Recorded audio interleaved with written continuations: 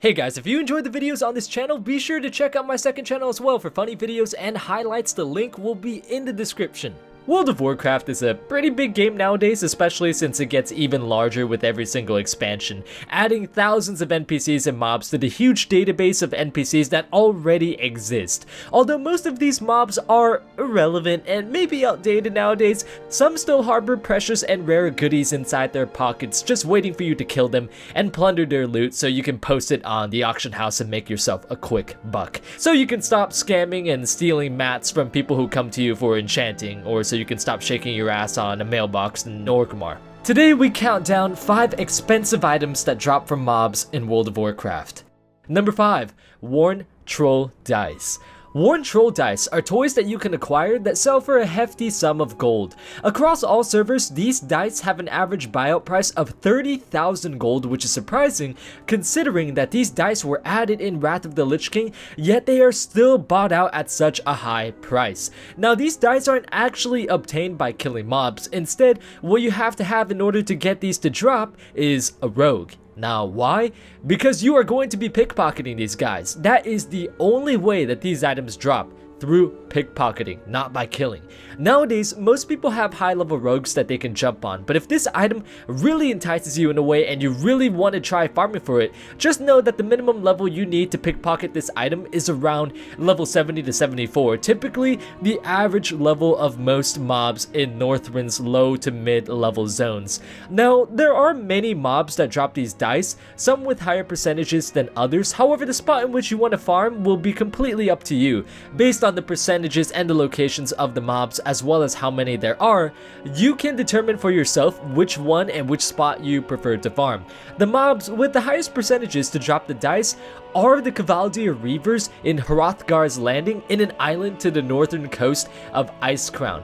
These mobs have the highest percentage rate of giving you the dice with 1.1% chance. They are also adjacent to the Cavaldier Mistbinders, who are also in the area. However, their drop chance is a bit lower than the Reavers, coming in at only 0.6%. Also, the Winterscorn Vrykul in Scorn, located in Grizzly Hills, are much greater in number, and from what I've seen, this is actually the preferred location to farm these dice in according to most gold farmers, since although the drop rates are significantly lower than the mobs previously mentioned, these guys only coming in at 0.19%, there are so many mobs that you can easily loop around the whole town pickpocketing mob to mob that by the time you come full circle, the mob's pockets have pretty much reset and you can begin looting them again. Number 4. The Time Locked Box. Coming in next, we have the Time Lock Box, which contains the Bronze Whelpling Battle Pet. This box to this day has an average buyout price of nearly 22,000 gold, and unlike the last item we featured, which can only be obtained by rogues, this item can be obtained by any person and with any class. Now, this item drops from Iron Horde grunts and troops in the Blasted Lands, so I'm sorry, but if you have Warlords of Draenor or PTSD, this probably is not an item that you want to go for unless you get off to making yourself suffer. I don't know, maybe that's just you. The Time Lock Box drops from pretty much every single Iron Horde mob in the Blasted Lands, each with varying percentages, ranging anywhere from 0.03 to 0.8%. But the best place to farm this container is Okreon Hold, otherwise known as Dreadmaw Hold. Now, this place is pretty ripe in mobs that respawn pretty quickly, and judging as to how this place is in the Blasted Lands and the area is saturated with Iron Horde mobs from WoD, you most likely won't have any competitors and issues farming these mobs, at least nowadays. Also, a little fun fact, just in case anyone cared, this pet was actually designed in 2004, but for whatever reason, it didn't make it into the final cut of vanilla.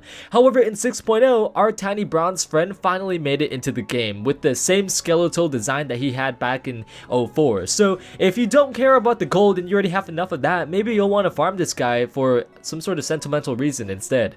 Number 3. The Sealed Tome of the Lost Legion. Remember that awesome ass quest back in Mist of Pandaria where warlocks got that epic ass green fire? You know, back when Destro was relevant? Well, people are still going out of their way to spend thousands in order to buy the Sealed Tome of the Lost Legion. Now, just to clear a few things up before we continue, first off, the tome itself still drops, and also, if you have already completed the green fire quest, you can still continue to farm for another tome to drop as well. This means that not only is it not too late for you to get your green fire, but you can also use this to make yourself a good amount of gold. However, another thing to keep in mind is that this tome only drops for warlocks, no other class. So if you don't have a warlock and you want to farm this, well, best get to leveling one if you want to farm the tome. And one last thing as well, this item is unique, meaning you can only hold one of these in your bags at all times. There is no limit to how many you can loot, but there is a limit to how many you can hold. So if you get one, sell it, post it on the auction house, or send it to a different character so that if another one drops, you won't have the issue of not being able to physically loot to carry another one. Now, to get the tome, you need to farm the mobs in the Isle of Thunder, most of which have a 30-minute to 1-hour respawn rate. Here's a list of all of the rare mobs that have a chance of dropping the tome, and although their percentages are slightly higher compared to the random mobs we listed before, the issue comes with the fact that they are rares. They only are up for particular amounts of time, and when they are up, you will need to kill them fast before another person does. Despite this isle being 2 expansions old, there actually is still quite a bit of people on the isle from time to time, either running to Throne of Thunder or doing the exact same thing that you're planning on doing. So if you guys aren't down to rush mobs before another player gets to them, and you also hate competition, I definitely don't blame you or hold it against you, and this farming spot probably is not going to be the one for you, because most people when they farm gold, they like to chill and relax and, you know, listen to music or put on your favorite YouTuber, am I right? But this one, you might be a little on edge just because of how much competition there is. There's a reason why the tome is still 57k for the average buyout price. It's still not that easy to get despite how old it is. Number 2, the Reins of Poseidus.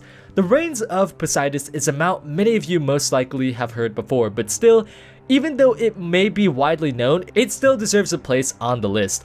With an average buyout price of 102,000 gold, the Reins of Poseidus is still, after all this time, a mount worth a pretty penny, since it offers the rider the unique ability to mount in water, making swimming much faster. The mount was introduced during the Cataclysm and is obtained by killing Poseidus with a 98% chance of dropping. Now, even though the mount is rare and still worth a decent amount of gold, the rarity of this mount has actually gone down a lot. It's much more common nowadays, and your auction house most likely will have a good number of them on there already, unless if you're playing on a dead server, which is like more than half of the servers right now. Recently, in patch 7.3, Blizzard also nerfed the respawn time of Poseidus all the way down to 3 to 8 hours. This means, yep, Poseidus will be up every 3 to 8 hours as in opposed to before patch 7.3 where he would spawn only like once every week and a half or so, which definitely contributes to why the mount is rapidly going down in price and is much more common nowadays than it was prior. Now you may go on your auction house and see around 6 or 8 of these Reins of Poseidus and say, that's not that much, but there used to be a time where only 1 or 2 of these babies would be on the auction house, if not any at all, and they would go for much more than they are currently going for as of now. Nonetheless, however, despite the nerfs to the respawn rate, it still is a rare mount worth a hefty sum of gold. Number 1, Teebu's Blazing Longsword. Now we're taking a dive back in time.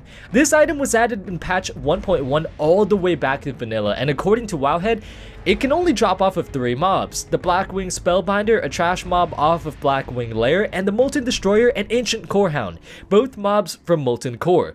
This item is so rare, as a matter of fact, that the drop rate isn't even listed as ranging between 0.1 to 1%. The drop rate is so low that Wowhead actually is listing it at 0%. So if you had it in your mind to try and farm this sword, not only would it be nearly impossible to get without devoting some serious time, but it would also be super inconvenient since these mobs are for the most part spread out and kind of far and few in between to go into the raids, kill, then go out and reset. Plus, being stuck in Black Rock Mountain all day just sounds like depression manifested into physical form. I definitely wouldn't suggest trying to farm this unless you get sexual gratification from putting yourself through painful and dreadful situations. But, you know, on the other hand, it never hurts to know that one of these mobs can drop this item that has an average buyout price across all servers of 378,000 gold, in case you happen to be running through this raid or be in the area for whatever reason. that's pretty much gonna be it to this video, guys. If you got more expensive items that drop off of mobs and raids or dungeons or whatever have you, be sure to comment it down below so that it can be put into a future video. And if you have any more ideas for future lists, then feel free to comment it down below. So who knows, it might even turn into a video. Thanks so much for watching this video, guys. Be sure to subscribe and hit the notification bell for more videos like this in the future. And until next time, I will see you all later.